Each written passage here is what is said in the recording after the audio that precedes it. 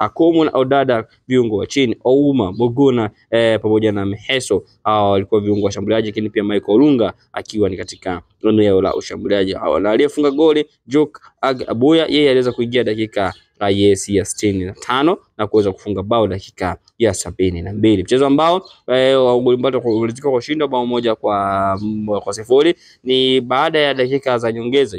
Mwaka 2017 Isuza wa Yovan aliweza kufunga bao dakika ya 97 dakika za nyongeza.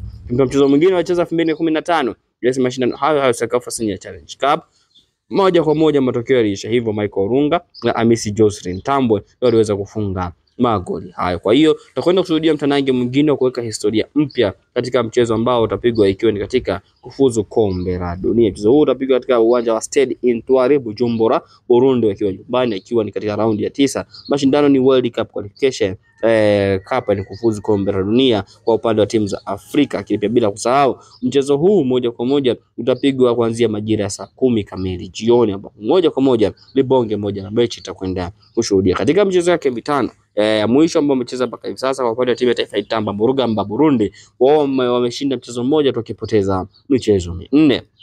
Ikumbukwe mara mwisho wacheza dhidi ya Gambia wakaweza kufunga bao mawili kwa sifuri. Mabao ya Fadera alifunga goli dakika 34 kupitia mkwaju wa penalty, pamoja na Adams alifunga goli dakika ya 77. Kilipia bila kusahau baada ya hapo alikwenda kupoteza dhidi ya timu ya taifa Ivory Coast ambapo alifunga Yusuf Bayo alifunga bao dakika ya 3 tu na kumalizika kwa mchezo huo. Lakini pia bila kusahau wao waliweza kufunga mabao 5 kwa sifuri timu ya taifa ya Visiwa vya Seychelles, ambapo alifungwa magoli alifungwa na Ndua Rugira, lakini pia bila alifunga Binye Minyana, akafunga Kana Mkinama dakika ya 50. Lakini pia bila kusahau Gira Mugisha, yeye aliweza kufunga goli. Jean Claude Gira Mugisha yeye aliweza kufunga goli dakika hiyo ya 57. Kwa upande wa timu ya taifa ya Harambee Stars, timu ya taifa ya Kenya, wao katika mchezo wao mitano ya mwisho wamekuwa na mchezo mzuri.